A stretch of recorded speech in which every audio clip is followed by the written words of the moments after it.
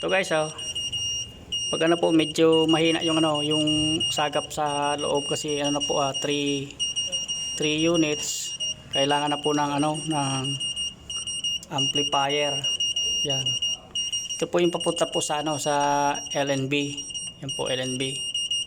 So ito naman po yung papunta po sa tuner. Yan pong paano na po yan, papunta po dito sa splitter. Yan.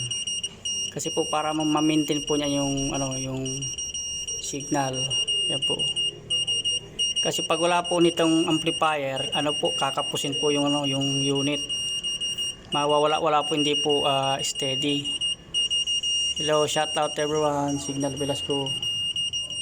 Signal Velasco po ito. Good morning, good afternoon, good evening. Yan po. Solve na po yung ng customer.